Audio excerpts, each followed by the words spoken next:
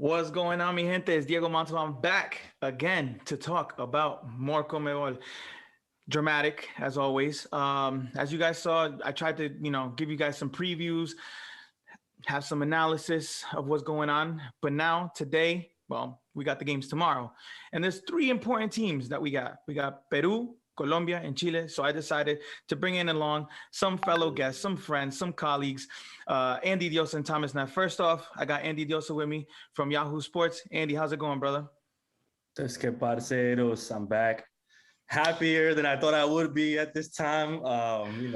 Good job on the previews, by the way. That was a great job getting all those people together, and we're here to talk about the craziness that's going to be tomorrow. One really important question, real quick. Did you bring out the guaro? Of course, man. That's it. That's 100% given. All right, perfect. And we also got Thomas Neff to help me out with talking about Chile. So, Thomas, how you doing, brother? Hey, Diego, I'm doing great. I'm on a high, but at the same time, I'm on a low because yesterday Canada just qualified. I was there to cover it, but now I have to talk about Chile, who is a completely different scenario. Good to see you, my friend, and obviously joining Andy and producer Julio in the back. Should be a pretty exciting talk. Yeah, I mean, as you mentioned, this table it's getting crazy. It's always crazy with CONMEBOL, but now here we are with Peru right now sitting in fifth place, Colombia in sixth, and Chile in seventh with 19, 20, and 21 points. 21, 20, 19 points respectively. Obviously, it's all on Peru pretty much. If Peru wins, we can forget about you guys. But let's start off with Colombia. First off, Andy, you mentioned right in the beginning, you were a little bit happier than what you thought you'd be, right? But let's begin with the fact that it was Bolivia. It's the Rueda effect. Hey, man, I'll tell you this: there's no easy games in qualifying. It's one of those things that we say, oh, it's Bolivia, right? But this was as much our backs against the wall as possible. I mean, obviously, we've talked about at length the Colombia-Peru game in Barranquilla, but this was it. I mean, you have to win this game. There are no other options. And I'm not going to lie, for the first, I want to say like half hour to 40 minutes, I was like, this is the same Colombia I've seen these past few months. They were just not inspiring. And I think that's been our biggest problem in terms of quality, in terms of really creating chances. Possession is one thing, but possession doesn't win games. And that's a universal rule in world football. But I think once we start seeing the goals go in, it kind of alleviates a little bit of pressure because we hadn't scored in so long. Luis Diaz, I mentioned him in the preview as the guy, that's been carrying us, and him scoring the way he did was great to see because he deserved it. Obviously, his form has been really well in Liverpool, and he's really making those strides that, once again, it would be a shame to see a player of that caliber not in the World Cup, but that's getting ahead of myself. But I think in terms of having to get the job done, they did that, and sure, it's just Bolivia, and next game is just Venezuela. We want to slice it that way too. So I think for Colombia, it's important because, once again, we didn't know what was going to happen in Barranquilla, the way the fans were going to react, the way that team was going to play. And like I said earlier, I don't think it was perhaps the best game from Colombia, but they did their objective. Too bad they didn't do that a few months prior, then we wouldn't be having this conversation. But check the first box off. We're still waiting for two others to be checked, but we'll get there tomorrow. You guys finally got your goals though, which is very important because I was worried there for a second, to be honest with you too. Yeah, I mean, we talked about it, and it's just like there's so much talent offensively on that roster, and it just doesn't make any sense how anybody that we put in that ninth spot or in those attacking spots really hadn't been able to contribute in a way that we needed it. And once again, like I mentioned, we didn't need people to be Radamel Falcao, set records, or Pio Valderrama, who's I'm gonna carry this team on my back type thing. Like, we just needed somebody to score. Like I said, it could have been out of goal. It could have been somebody tripped and the ball rolled into the net. We just needed one person to score. And I feel like, unfortunately, it's happened too late. But it's great to see, once again, Luis Diaz get on the mark there. I criticized Borja heavily. It's good to see him score. I mean, it's just good. And then Mateus Uribe has the last one, but we needed a bit more of that throughout the qualifying cycle. But yeah, for sure, it does feel good to finally see that team score because we know that they can. The talent's there. It just hadn't been all put together. And so, unfortunately, this past game. Yeah. Now, Thomas, Chile sitting in seventh. obviously traveling away to Brazil was always going to be tough. Brazil have not lost a qualifying match at home. So, I mean, what did you guys expect from this? I mean, with 4 players not traveling to Brazil, it was always going to be tough, really. It was a disaster, Diego. It really was. Chile hasn't beaten Brazil in 30 years. And why would we? I mean, I believe, correct me if I'm wrong, but I believe they're undefeated, at home. So why, if the golden generation of Chile can't beat Brazil in 2015, 2016, why would this team beat Brazil? Like, it didn't make sense. Some of us thought, okay, maybe let's get a point. And the first 30 minutes, Diego, it looked like that may have been possible. Brazil, attacked us all game long. And luckily we have Claudio Bravo, who was bailing us out, for a lot of that, saving every single ball.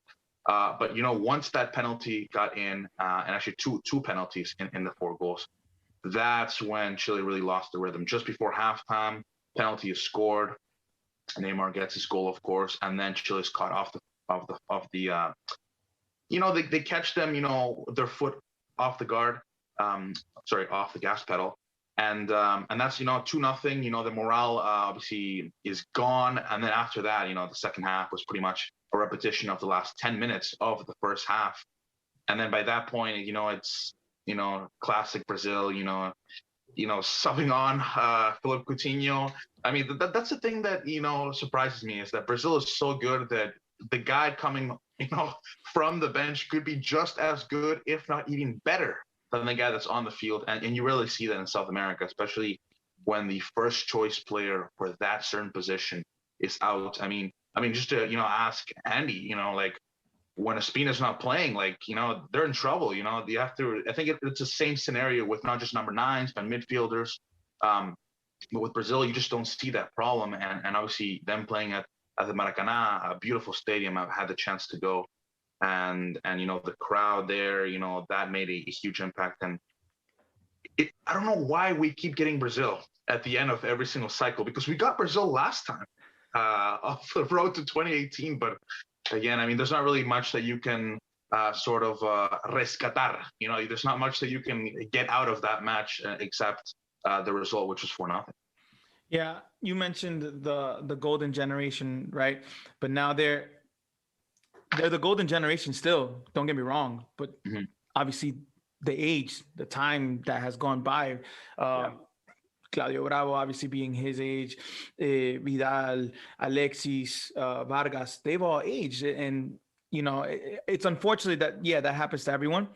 But to me, what's been more surprising for Chile is that there's no recambio. There's not a lot of players coming in to the squad.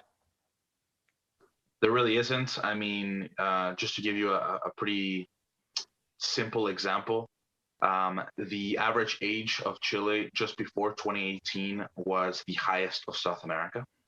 And even now, I believe is still one of the highest, if not the highest still, because they're starting 11s. They just continue to repeat the same 11. Like, they will play the same guys that have played for the last 10, 12 years until they retire. And I think that's a problem, because at the end of the day, there's such talented young players. They just don't get the chance.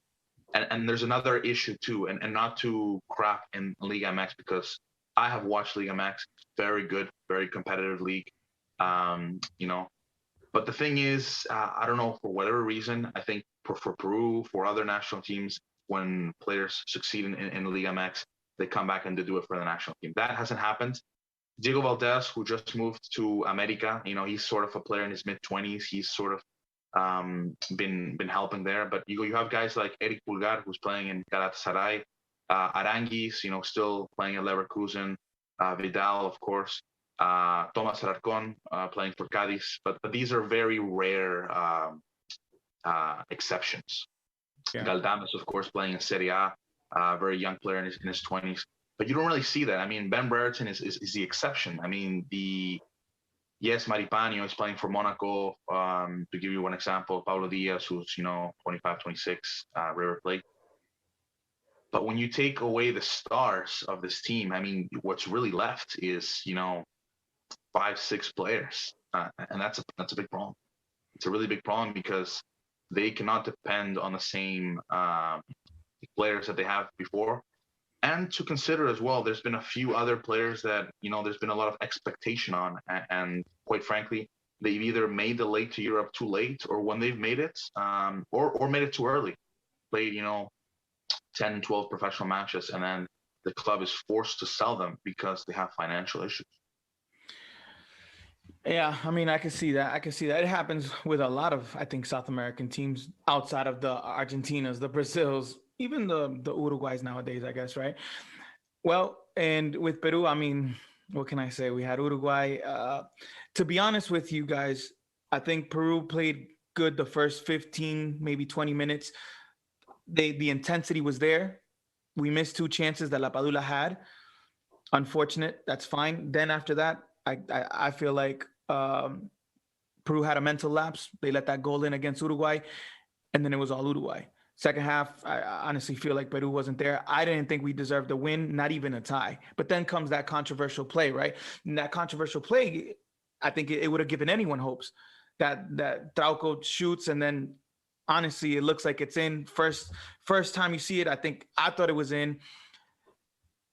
After seeing, what CONMEBOL put out on YouTube, they always put out on YouTube the audio and the video of VAR.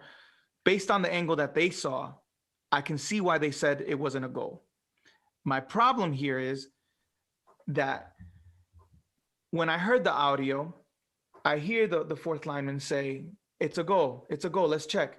Then the other guy says, oh, wait, no, it doesn't look like it went. So for me, it creates some doubt, right? And with that doubt, I feel like during the game, you need to go, you need to see the monitor at, and clear all doubts for all the fans, for everyone. I don't know if you guys were able to just see that play at least. And I wanted to know what you guys thought, to be honest. My thoughts are, how are we still this far into the use of VAR and have no clue how to use it on any level? It doesn't matter if it's CONMEBOL, it doesn't matter if it's MLS, it doesn't matter what league. I mean, look around the world and there's still no set use of how this video review works. And I said it, and I've talked to you about this, Diego. I honestly love VAR. I'm a big fan of it for what it stands for the ability to overturn certain calls that are blatant misses or vice versa. But it needs to be used efficiently across the board for it to be effective. And that's the problem there, because when you have things like this at this caliber that are basically teetering on the chances of a nation making a World Cup or perhaps not making a World Cup, I mean, that's inexcusable. It's just, there's no other way to slice it. Like, there's no possible way that moment should not be taken with, the serious nature that it really is, and take your time and look at it. I mean, it's a huge play. Like I said, the moment it's the end of the game. Like, I, as a soccer fan, stripping all my alliances, all of my, the teams I root for, I want to see the right calls be made. That's what I want to see, because I think it just makes the game fair for everybody. That, I think initially that is what the point is. But if we can't figure out how to use this in a uniform system, then what are we doing, man? Like, honestly, because I've seen some horrendous uses of VAR, or some uses that they should have maybe looked at it more like this and didn't. It's just, it's too many, I guess, insecurities and just inefficiencies with the way that we use VAR across the board. And it's not good, man. It's not cool. And if, God forbid, this would have been like a Brazil or Argentina, that we may be having a whole different conversation on how that plays out. And once again, that falls into that same narrative that we've been having for years, which is kind of the reason why we have VAR to begin with. So it's tough, man, because I say that's a goal, but I'm not a ref, so I don't know. Thomas, how about you? Yeah, I have to agree with Andy in majority of what he said. And just to add this, like you, Diego, we're in a couple groups on WhatsApp from CONMEBOL journalists of 200 plus people. And what I can tell you is that was big talk. Everyone was talking about it. So it's very hard to ignore, even if you didn't watch the match. And there was even memes across Twitter of where they were replacing the ball with a beach ball. Yeah. Just seeing it across the line. And look, that's a goal. I mean, I have no reason to say whether it was or wasn't, because, again, it's Peru and Uruguay, and I'm Chilean, so I have no bias in here whatsoever. But that is a clear goal. And what Andy said, I mean, these guys, here's the issue I have with refereeing, is that these guys, they never publicly explain things. I don't know if it's FIFA trying to cover their own, but it seems like the refs make calls and then there is no explanation behind it. There is no, yes, they send up comunicados, but come on, I mean, press releases. So like you can come up, they can have a press release made already for that call and just change up the wording and then send it out, But they never explain why the change was made. You can leak the audios. I mean, that will give you maybe some clarity as you explained, Diego. But at the end of the day, there is that lack of, transparency, communication that's lacking. Yes. And it's not just South America. I mean, you look at VAR, just because obviously I live in Canada, you guys live in the US. But do you guys remember that gol fantasma in Panama? Oh, yeah. Across the line? Well, just to give you an example, like it's not just South America. VAR is a problem in CONCACAF. It's a problem in UEFA. It's a problem in Africa. It's a problem everywhere, man. Yeah, I mean, the one other thing that gets me is this, right? I'll be honest and say that when VAR was introduced, I was against it. I thought it was going to take too much time. I still think it takes too much time, to be honest with you, but whatever, besides the point. Now we have VAR, right? And in CONMEBOL, I just don't understand. If we're going to implement technology, then let's implement it all. Just like in, for example, UEFA. Why don't we have goal line technology? Why don't we have a chip in the ball and the ref gets the alert, just like in UEFA, right? Or like the Champions League and all these other places. It just leaves for too much doubt, too much insecurity, and now here we are, right? If that goal goes in, I mean, it would have benefited us all, to be honest, because then it would have been 2 spots for four teams. Now it's 1 spot for 3 teams. I digress. Let's get on to the matches tomorrow, which is what we're here for. Let's start off Colombia versus Venezuela. Colombia versus Peckerman. Tell me your thoughts on that match, Andy. It's fitting. It's fitting for us how this game that we need to win in order to keep our hopes alive come down to us playing against Peckerman, who had been so heavily criticized just when he was in Colombia when they got rid of him. And I think that once again, when we slice it and we look at everything as a whole, if we were in this position saying that we needed 2 games to win at the end of qualifying, we probably would have picked these 2 teams. So putting that aside, I mean, it's the same thing with Bolivia. It doesn't matter who the opponent is, where it is. It's a must-win game, clearly. But I think that what matters is how this team is going to play, because let's just put the ideal scenario in my eyes that we win this game and that, not to disrespect you, but you guys tie, because I don't want you guys to lose.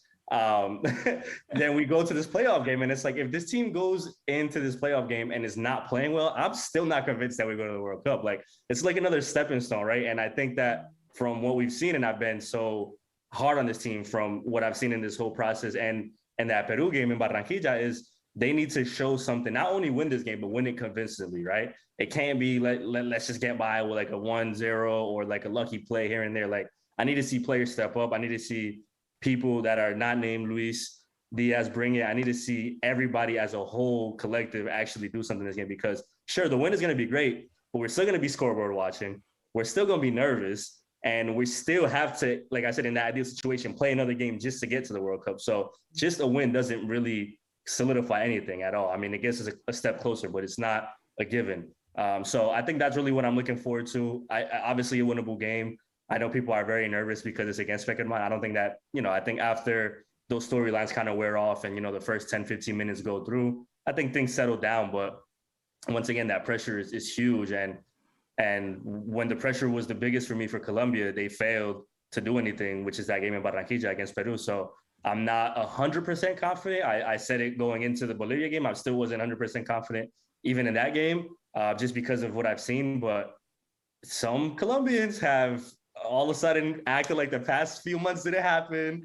And now we're the best team in the world again. Now we can score 3 goals in a game. And I'm like, let's just pump the brakes a little bit. Like, we're still a very far way away from even getting to, the point that we need to be just to get to the World Cup. But hey, let's get a win. And then I guess that's the only thing we could really control, right? We can't really control anything else at this point, unfortunately. That's right. I mean, I agree with you. The 3 of us, right? Peru, Chile, Colombia, just because we win doesn't mean we're guaranteed a spot in the World Cup. We still got to go and play off in the intercontinental playoff spot. And who knows, right? Thomas, how about you? You guys have Uruguay next, an Uruguay that is qualified. in Chile. What do you think about that game? Okay. So first of all, just to say to Andy, careful what you wish for, my friend, because if you guys wanted Peckerman out, then the replacement might not be so good, So I think it happens all the time. I agree, 100%. Yeah. Look, I am just gonna say it's Peru are playing against Paraguay. Colombia are playing against Venezuela. You guys are playing against already eliminated teams. We're playing against the only team that's qualified, and not only that, yes, you'd say Uruguay doesn't have anything to play for, but I disagree. They do have something to play for, because I think that where they end up in the table could help them as well in terms of ranking points for the draw that's supposed to happen this Friday. Now here's the thing: Chile was supposed to play that match in Santiago in front of closed doors with no fans, and that's now changed. That's been reverted. There will be fans allowed, so that is a positive thing, of course. The fact that Uruguay already qualified, that also in itself is a positive thing, because then there's less pressure for them. But this is the third scenario, because Peru gets the job done, Colombia gets the job done, and Chile is like the third afterthought. I think there's some bitterness between Chile and Uruguay, because we were just talking about VAR, but I'm not sure if you guys are very familiar. But the last time that Chile played in Montevideo, there was a clear handball. I swear to God. I'm not just saying this because I'm Chilean, but if you can look at that replay 100,000 times, and it touched the guy's hand. But the point I'm trying to make is there's still some bad blood, especially Vidal came out after that game, saying, Uruguay, they're a bunch of thieves. And so I really think the tensions are there, which, is good before a game. The fact that obviously Uruguay hasn't had a very good campaign, they obviously Tavares, rest in peace. No, just kidding. Tavares,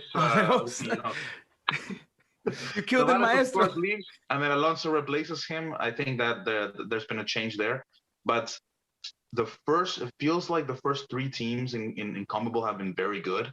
The fourth one has been, average. That's Uruguay. But whoever ends up with the fifth place, it's been mediocre. I think like the fifth to sixth, I think it's seventh. I think it's been okay. And I think Chile have a very tough task. I think they could get a result against Uruguay, but by then it won't matter. I don't think. Like Chile could beat Uruguay 2-0, and then I think Peru and Colombia could already be through. And to add to Andy's point, he mentions that he's not confident heading into the intercontinental should Colombia make it. I think you have to look at the record. I think South American teams have done extremely well against Asian teams. I think the fifth of CONMEBOL playing against the fourth of AFC, which is Asia. So I think the South American team who finishes fifth has a very, very good chance to go to the World Cup. I mean, I agree with that. I think we have better teams on paper, but we all know in football anything can happen. The other thing I wanted to mention is obviously, like you meant, like we talked about Chile, Uruguay. I think Uruguay, even though they are qualified, there are players that are playing for that spot to be in the World Cup, which is very important still, right? Even with Brazil, with Argentina, they still have players that want to be there. They want to make that 25 man roster. Now, Peru plays Paraguay. Paraguay surprised me. I don't know about you guys, but they surprised me against Ecuador. I did not expect that. So it is a little worrying. It is a little worrying. The only good thing is that it's still in Peru's hands. It's at home with all our fans. Great, but they got to get that job done. The thing about Peru is that sometimes I feel like they're bipolar. All right. Yeah, against teams that you would imagine that they should beat. I don't know, maybe mentally, maybe they think it's gonna be easy. I don't know. But we'll see what happens. Now I want to know, our producer Julio, we got some questions out there. Yeah, we actually do. We got one coming in from Kevin M.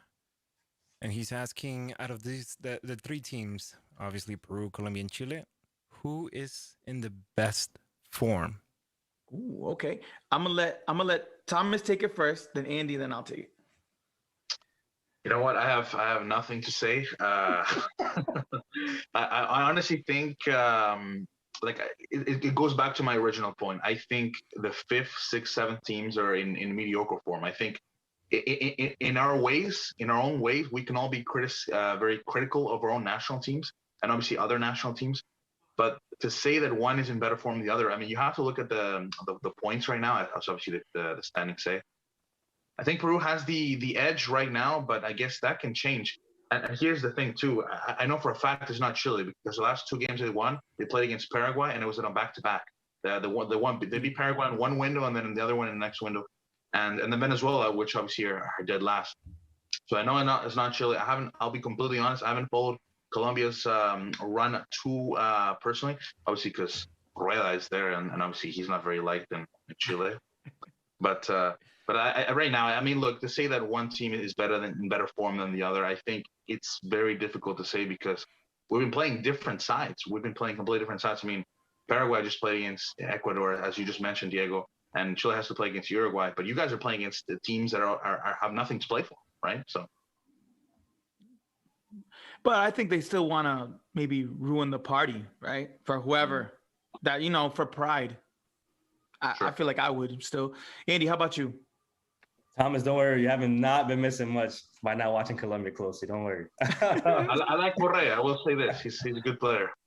I would, in my biased heart, I could make a very logical argument for Colombia here, but I don't think it would be right to, given the Peru-Colombia game in Barranquilla. Because if we talk about form, Colombia was a better team on that day, and we'll leave it at that, right? But we're talking about the results, everything that's been happening, and I think that comes into play when you ask a question like this. So I'm gonna give it to Peru because at the end of the day, they held their own in that game. They did really what they set out to do, which was kind of sit back and wait for that moment to attack. And when they got it, they took advantage of it. So I think that automatically puts them above Colombia because I've said it about Colombia in a lot of games, they've looked decent. And I think that game more so than other ones where they were really hungry. They were really on the offensive end. But at the end of the day, if you don't score and then you lose a game like that at home, you have no argument there. So Peru for sure, because then they bounced back and had another good game. And once again, you're talking about an Uruguay team that's very hard to play against.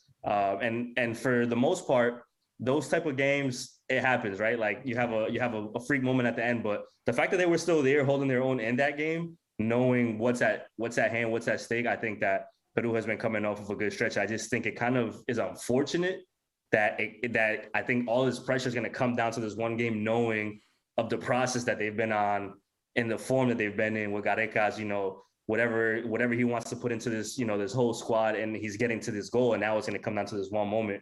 It would be very cruel for them to go out in a way that it happens that way. Not trying to put anything into the universe or nothing like that, but I think that Peru for sure has been in the better form because, like Thomas says, you look at some of these teams on the bottom half of the table, and it's like Uruguay had his moments that I was like, yo, this team looks terrible right now, but then they had that turnaround. So it's tough. It's tough because that's the World Cup qualifying in a nutshell. I mean, you never know what to expect. It's so sporadic that things change so quickly. Unfortunately, for some teams, things haven't changed for the better. But I think that Peru has been consistent enough to get to this point that I think for sure they're in a better form.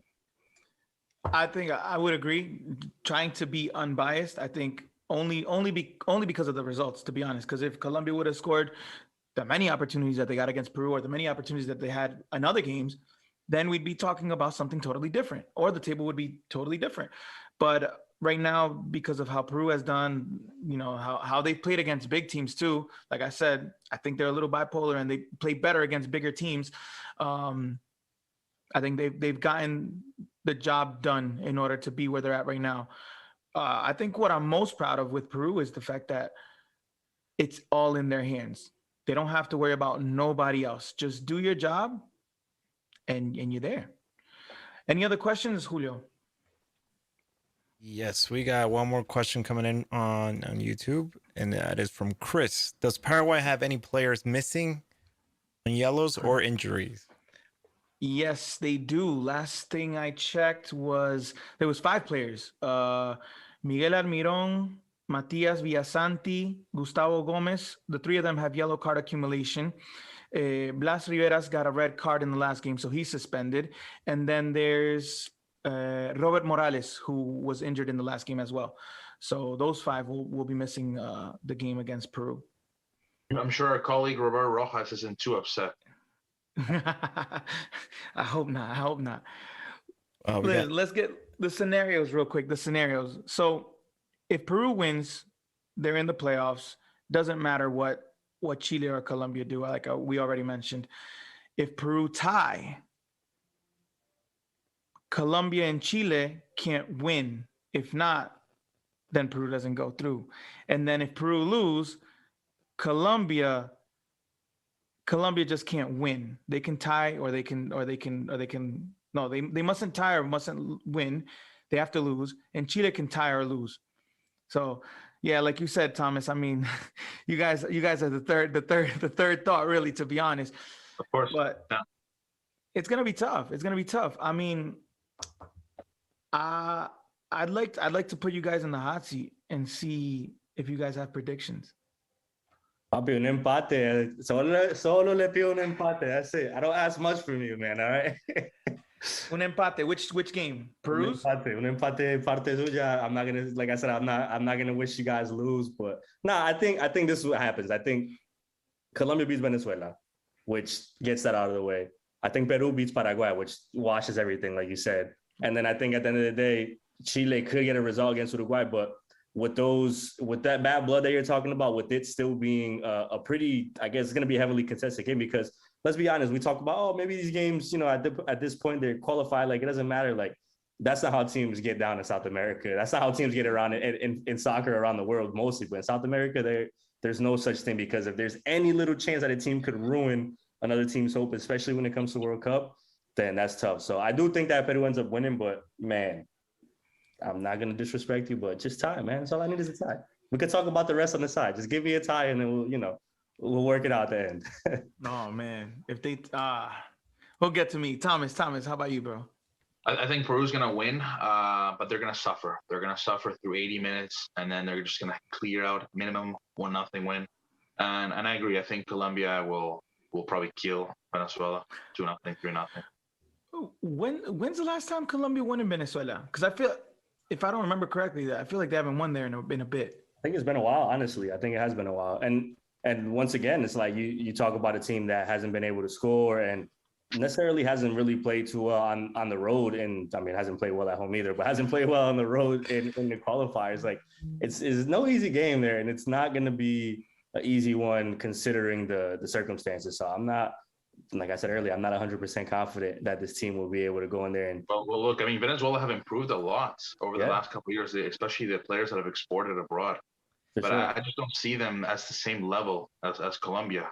I agree. No, I agree with that, and I think that's been mostly the problem that I've had with Colombia is been a lot of these games they should have been on a higher level than these teams coming into it, given the talent, given the circumstances, and they haven't been. But like what Diego says about Paraguay, I mean, they give Ecuador a game, and now it's like that changes everything, because I think we're all watching that game where those results like, hold up a second, like this is not supposed to be happening. Ecuador has been one of the most impressive teams, if not the most impressive team in South America, when you take away knowing that Brazil and Argentina already have those 2 spots. And now you're like, oh, whoa, like Paraguay could like give Peru, some fight now that they're coming off of this game against Ecuador. So it just, in a way, as a fan, it's kind of great that it's happening this way, that it all comes down to the last, that last game for everybody. And there's so much riding on all of these results.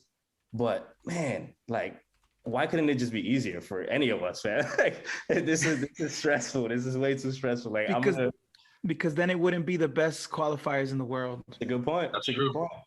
The hardest for sure. Yeah, that's exactly what it is. The hardest. You never know on any given day who could win. I'm gonna hopefully Peru doesn't pull because didn't they start this last game a few minutes late and they were making a big deal out of it? Like, they need to make sure that these whistles all go at the same time. We don't need anybody starting early, starting late, because you know how the tricks get in South America. Oh yeah. I need this to be aligned. I'm gonna have both TVs up and my bottle of guado and everything else that I need. Now, yeah, like we mentioned, whoever gets that 5th place spot will play the 5th place team from Asia, which would be between Australia, who's already Group A, they already got 3rd place. And then the other one is between 3 teams, I believe. It's between United Arab Emirates, Lebanon, and one other one. They're still very close on points. They have 1 game left, and then they'll see who gets that 3rd place spot in Group B. Whoever gets that 3rd place spot in Group B will face off against Australia from Group A. I believe they will play that game June 4th, if I'm not mistaken. And from there, whoever gets 5th place from CONMEBOL will play either Australia or the winner of that game on June 13th or 14th in Qatar, in Doha. So maybe we'll go to Qatar then. I don't know. Good. It's going to be a neutral venue, you know? That's the other thing. It's going to be tough because it's a one-off game, right? You don't have that home and away, like having them travel to Colombia, Peru, or Chile. It's like, all right, you feel more comfortable with your fans, but now you're in a neutral site in Qatar. Where how hot is it in June? And you talk about pressure, like we're talking about pressure tomorrow. Imagine the pressure for that game, knowing that you have 90 minutes or whatever just to either go or not go. It just comes down to that. That's a wild scenario to me. Look, I just got a stat from our producer, from Julio. As of 2021, Colombia has not been able to win on Venezuelan soil since 1996. It's tough, man. I tell you this. Tough luck. we talked about it, and I tell you this, like, there's always a thing that's made in South America about the advantages that teams have playing home, and everybody has their own little advantages. But at the end of the day, none of these countries are easy to win in. I mean, you look at the quote unquote worst team. Like, obviously we know how difficult it is going into La Paz and playing there. But I mean, you look across the board in South America, going to any of these countries to try to get a win in World Cup qualifying has never been easy traditionally. So I think just with that, you can't just automatically say, hey, we're going to go in and get this win. But we've seen crazier things happen.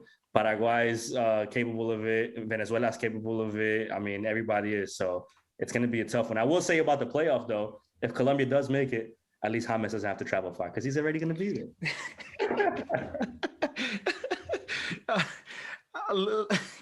You ruined my train of thought, to be honest with that. It'll be tough no matter what. Obviously, on paper, we can say, Colombia should win, or Chile and Uruguay should be a very even matchup, or based on the table, Peru should beat Paraguay. But like we mentioned, it's tough going anywhere in South America. Any game is tough because of every single game for a lot of these teams is like a final. And for many now, like, we're so close to the World Cup, like we said, a lot of these players either A, want to book their ticket to the World Cup, or B, they're trying to book their ticket to Europe or a better club, to be honest with you. They're trying to get paid. So, I mean, I think I'm already anxious, to be honest with you guys. Like, I want it to be tomorrow. I want it to be 7:30 p.m. Eastern time here, and I want to start watching that game. And if we win, I'm going to drink. If we lose, I'm going to drink. I don't know about Drink y'all. no matter what. That's the scenario. Drinking no matter what. That's 100% probability. Where are you watching the game? Are you watching it alone? Are you watching it accompanied? No. I usually watch it alone. Maybe my brother or whatever. I'll be at home, relaxing, away from people, to be honest, because it's one of those games that you need, like, I'm going to yell a lot. I'm going to, Sure, how it is. How about you guys? Where are you guys going to watch it? I'm going to be at home. I might turn my phone off. Like I just said, I don't want to be bothered. Even before, I might just turn my phone off for the whole day and leave it at that. How about you, Thomas? Unfortunately, I'm going to be at college. So I will actually have it, just kind of on the side, and then just kind of working, but I'll have my phone on the side. Kind of just I'll be at that workstation. What are you listening to? Oh, music. But yeah, it's gonna be tough. It's gonna be tough for sure. But you know what? I actually feel a little bit better about Chile's chances now that I know the statistic that Colombia has never won in Venezuela. But not that much better, considering that it is all in Peru's hand. But correct me if I'm wrong. If Peru draw against Paraguay, Colombia loses in Venezuela, if Chile wins, can they still get in? No, if Peru ties, Peru has to lose for Chile to get in, because Peru's got 21 and Chile has 19. Oh, no, so they can. They can. They can. Yes. La They can. calculadora que se La puso calculadora. La calculadora. Because you guys on goal differential, you guys should be good. If we tie and you guys win, yes. Yeah, that should be. I mean, I think we're on a -4 right now after the -4, -5 after the all the goals that they let in. like the positives about Peru and Paraguay is Peru hasn't lost 5 home games right now, as of right now. There's only 2 teams that have never beat Peru in Peru, and that's Paraguay and Venezuela, right? Paraguay also haven't won 2 consecutive games since 2009. So those are all positives to me. And then on top of the fact, Ricardo Gareca, since he took over Peru, he has a great record against Paraguay. We faced him 7 times. We got 5 wins and 2 draws. So, baby Jesus, please, let's we gotta do what we gotta do no matter what. Diego, Guys, do stats help you sleep at night, or is that just a thing that you had to say to get it off your chest? I had to get it off my chest, and just to let the people know, because geez, maybe they're also feeling like me, and maybe won't be able to sleep tonight. We'll be up all night, so hopefully that makes them feel better. But Diego, it's gonna be tough, man, for you. Even if Peru do make the World Cup pot 4, you guys are gonna be suffering. Oh yeah, no, for sure. I mean, if you want me to be quite frank with all of us, who Colombia, Peru, Chile make it. Any of the 3 of us make it. As of right now, I will tell you, our teams aren't great. Right now, I'll tell you, our teams aren't great. Out of the 3 of us, on paper, I think Colombia is better on paper. But as we've seen, they haven't been able to score as frequently as they should be, but they got the talent. So we'll see. There's time from here until mid-November, when the World Cup will start. So who knows what can happen. Guys, Andy, Thomas, I want to thank you guys for your time, for helping me chat about this, break it down. I want to leave the floor for you guys for any closing comments, and also let the people know where they can find you. Thomas, you first. No, I just want to say it should be interesting to see what happens. I think it's always nice when all the games are happening at the same time.